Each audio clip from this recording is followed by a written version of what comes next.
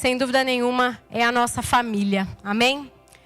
A palavra que eu quero compartilhar com vocês hoje está no meu coração há muito tempo. É o Salmo 51. Um novo coração é o título dessa mensagem. Quero começar lendo com vocês já esse salmo. Tem misericórdia de mim, ó Deus, segundo a tua benignidade, segundo as multidões das tuas tenras misericórdias. Apaga minhas transgressões. Lave-me completamente da minha iniquidade, limpa-me do meu pecado. Porque eu reconheço as minhas transgressões e o meu pecado está sempre diante de mim. Contra ti, somente contra ti eu pequei. E cometi este mal à tua vista, para que tu pudesses ser justificado quando falares, e ser claro quando julgares. Eis que fui moldado na iniquidade, e em pecado minha mãe me concedeu. Eis que tu desejas a verdade no íntimo, na parte escondida tu me farás conhecer a sabedoria. Purifica-me com hisopo e serei limpo, lava-me e ficarei mais branco do que a neve. Faz-me ouvir a felicidade e a alegria, que os ossos que tu quebrastes possam se regozijar. Esconde a tua face dos meus pecados e apaga as minhas iniquidades. Cria em mim um coração puro, ó Deus, e renova um espírito correto dentro de mim.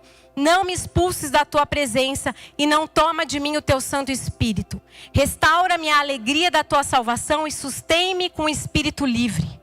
Então ensinarei aos transgressores os teus caminhos e os pecadores se converterão a ti.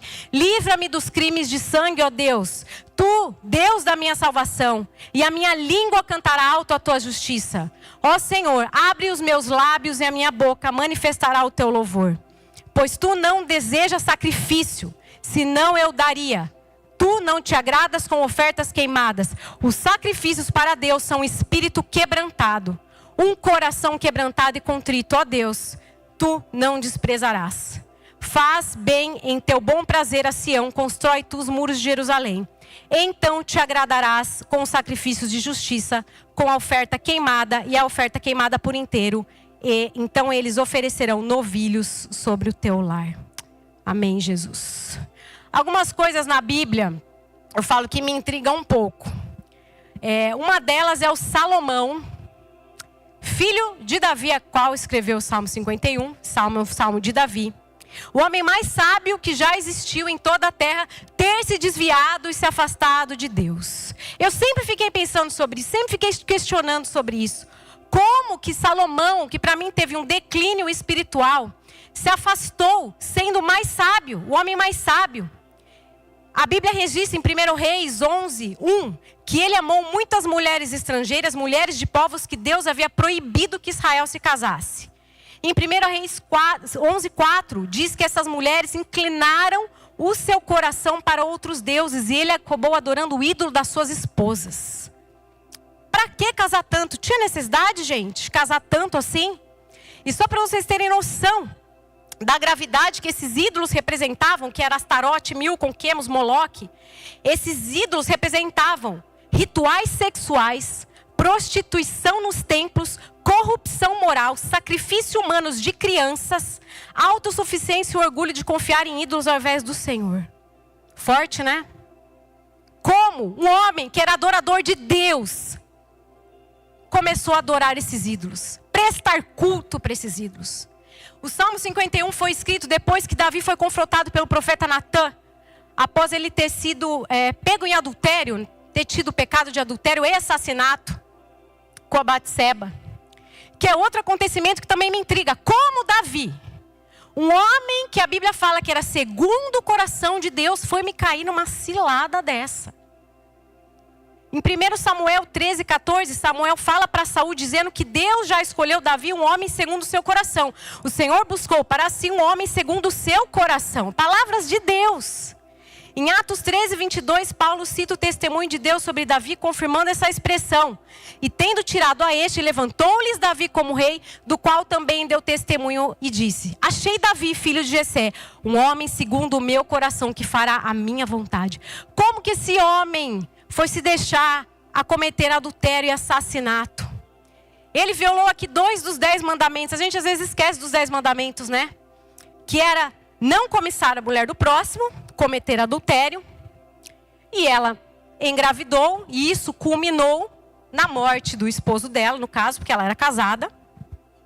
E não matarás.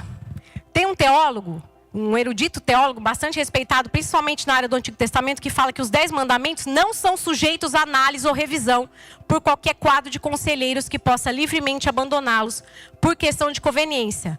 Eles não são obsoletos, eles são absolutos. Até hoje. Tá, gente? Isso é muito sério. Então essas duas situações me intrigam, porque eu fico pensando, se deu ruim para Salomão e para Davi, imagina para mim. Senhor, misericórdia. A Bíblia ela não descreve um arrependimento explícito de Salomão. Porque eu fiquei procurando, gente, não é possível. Antes da sua morte, mas a Bíblia, alguns historiadores e teólogos acreditam que o livro de Eclesiastes, que foi escrito por ele, mostra um homem refletindo profundamente sobre a vaidade da vida. Ele escreveu em Eclesiastes 12:13, temer a Deus e guardar os seus mandamentos é o dever de todo homem. Talvez esse seria um sinal que Salomão possa ter se arrependido. Eu espero que sim. Ao contrário de Davi, que arrebentou seu coração aqui no Salmo 51. Senhor, purifica-me, lava-me. Senhor, me joga no pó. Salvador fala, me queima. Davi não. Davi foi profundamente arrependido.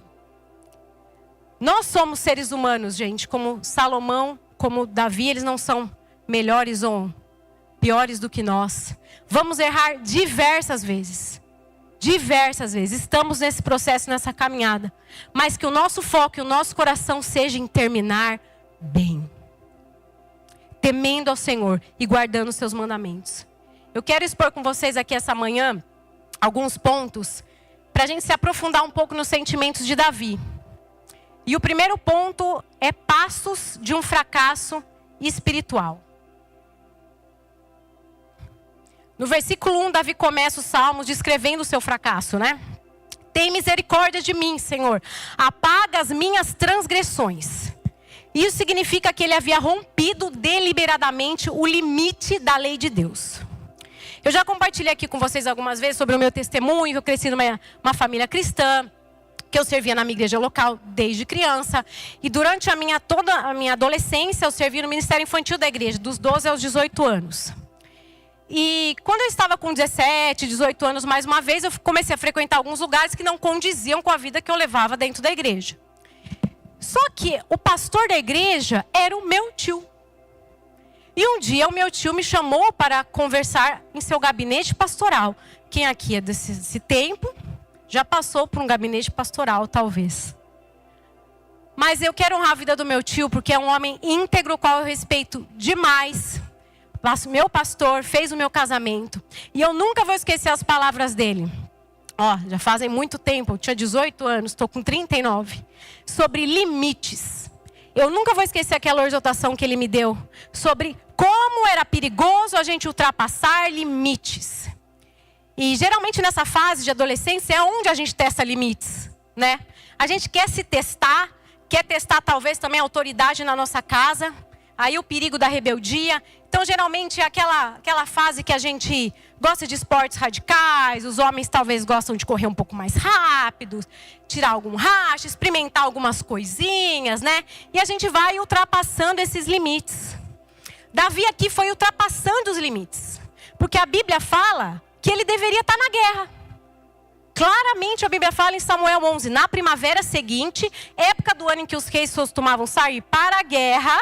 O que ele estava fazendo ali na casa dele, se ele tinha que estar na guerra? Do terraço do seu palácio, viu a sua vizinha ali tomando banho. O que ele tinha que ter feito? Virado as costas, ter entrado para casa, né?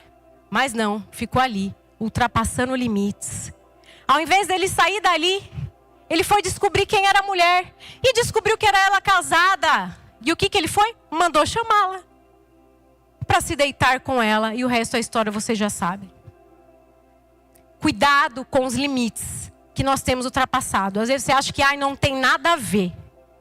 Tem tudo a ver. É sobre passos de um fracasso espiritual, o qual a gente não deseja. Misericórdia.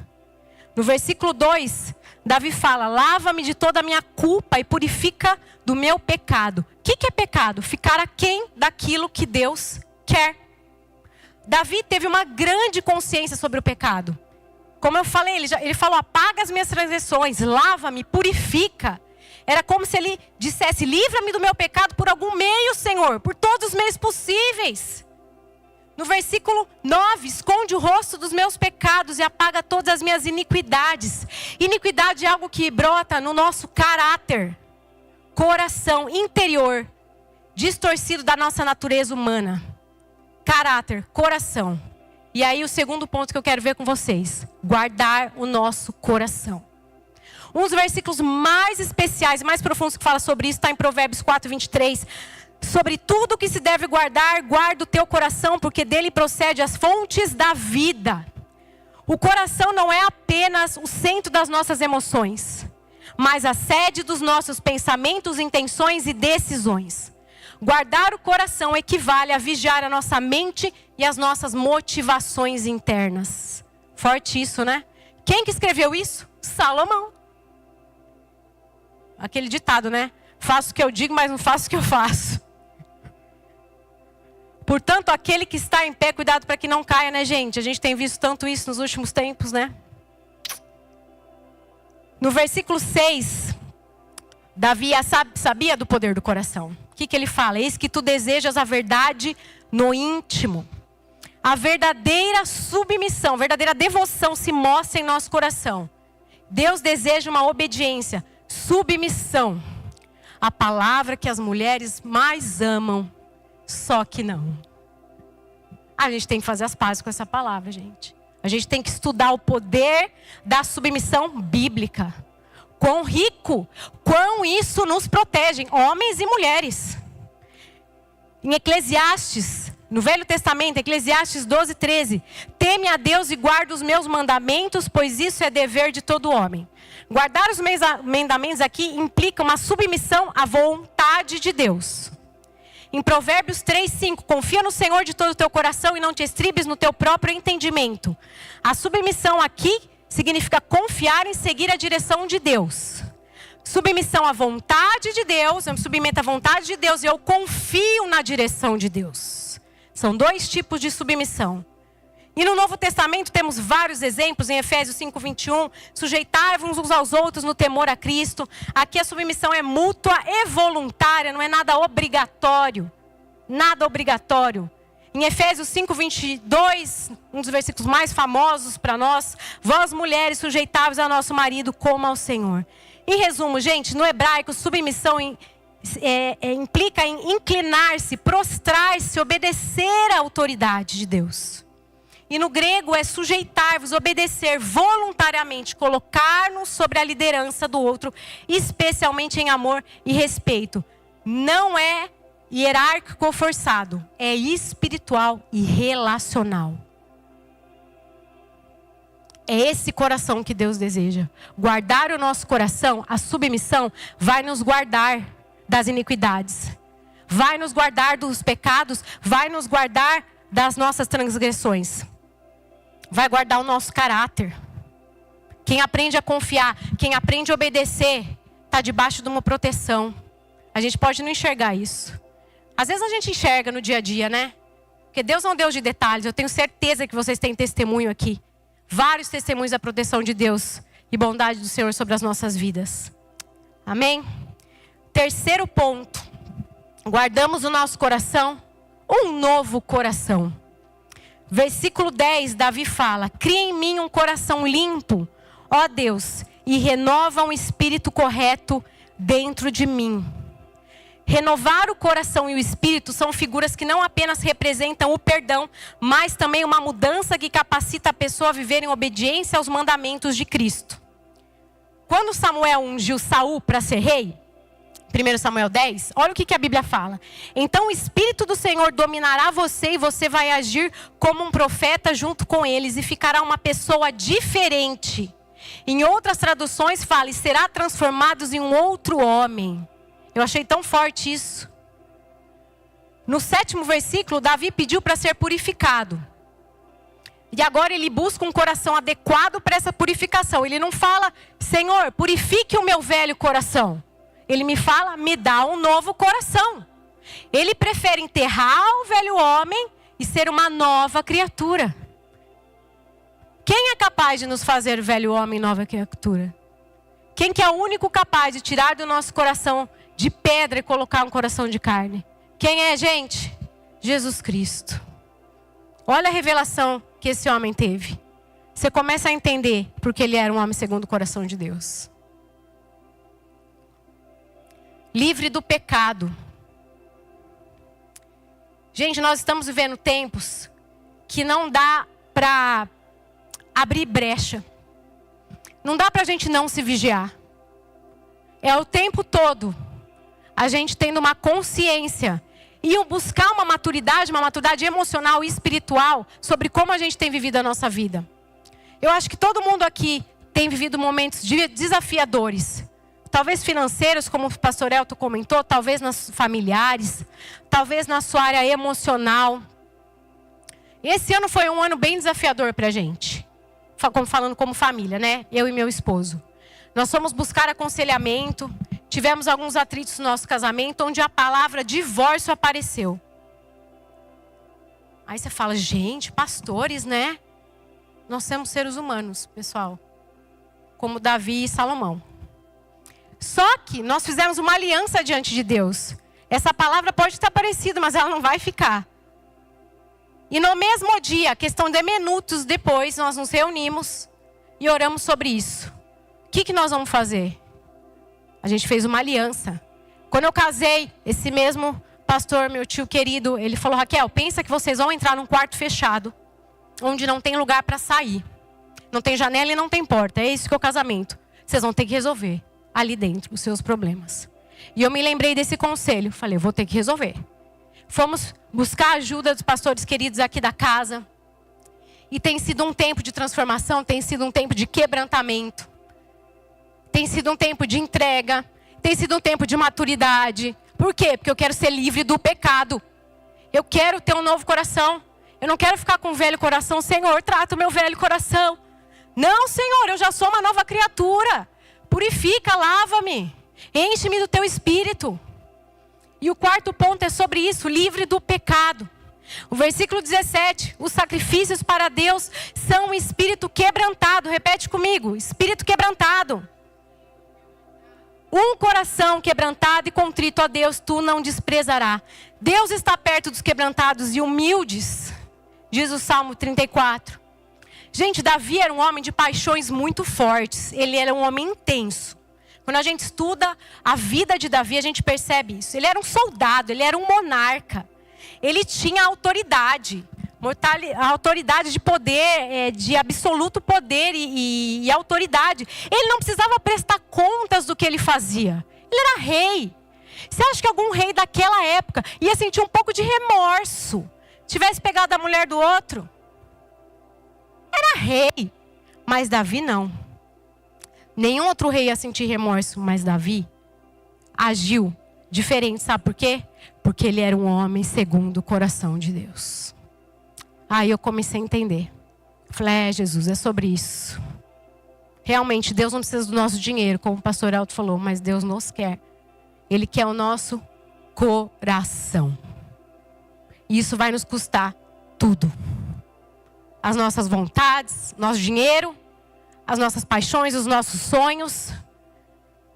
Eu já compartilhei algumas vezes aqui que eu tenho assistido bastante. Eu assisto muito podcast. E eu estava assistindo um podcast que tem me abençoado muito do pastor Luciano Subirá. Quero até compartilhar aqui. Busquem, é uma bênção. Ele com a sua esposa. E ele levou o filho dele mais velho, porque ele fala sobre família, enfim. E a história era que o menino tinha passado um mega concurso aos 17 anos, já tinha uma oportunidade de trabalho incrível. E eles estavam comemorando na casa deles, todos felizes. E ele falou, eu vou me retirar porque eu preciso orar agradecendo a Deus por esse momento. Que bênção, já vai sair, né, do fundamental ali, do colegial, com uma oportunidade dessa. E quando ele se retirou para orar, Deus falou claramente ao coração dele, você não me perguntou se ele deveria ter feito esse concurso. E ele já murchou. Imagina, voltou para o filho que estava todo feliz pulando na sala. Aí ele, que foi, pai? Foi no banheiro? Ele, não, antes tivesse ido no banheiro. Deus falou algo comigo. Que talvez você vai ter que renunciar a essa oportunidade. Sabe o que eu tenho aprendido, gente? Nos últimos anos também, nem toda oportunidade é uma oportunidade. Se a gente não consulta a Deus, se não é obediência ou direção de Deus não é uma oportunidade. Para a gente pode ser, porque implica em coisas boas financeiras, e não tem nada de errado com isso. Mas existe um direcionamento de Deus. E eu tenho aprendido, assim como eles colocam muito, que eles sempre foram muito guiados por Deus. De colocar todas as decisões da casa diante do Senhor. E eu tenho feito isso com meu esposo. A gente tem que colocar qualquer direção sobre os cuidados de Deus, porque Ele é o nosso Pai. Ele é o que nos guia.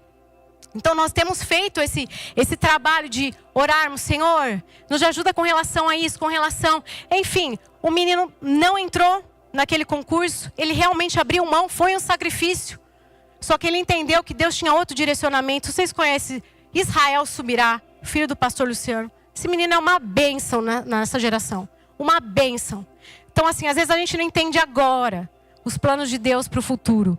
Deus, Ele não é um gênio da lâmpada que vai resolver todos os nossos problemas. Às vezes a gente pensa assim, Deus não resolveu aquele problema, mas Deus é amor, Deus é bom, mas Deus é fiel, mas Deus, Ele não é um gênio da lâmpada. E a gente tem que se submeter à sua vontade, mesmo que isso nos desagrade, porque é sobre o nosso coração. A gente que tem, vai ter um culto, né, o Mateus Ortega, sobre a igreja perseguida, sobre a questão das meninas, tráfico humano. A gente tem se envolvido muito com isso. E queremos trazer mais isso para dentro da igreja, para a gente ter noção da realidade que está ali fora. Para a gente começar realmente a viver esse evangelho de tudo, de sacrifício. Igual esse pessoal vive. Na carne, de perder filho, de perder família, de perder às vezes a própria vida. Então, a maneira com que lidamos com o pecado diz muito sobre o nosso coração. Porque se a gente não tem temor quando a gente peca, isso diz muito sobre o nosso coração.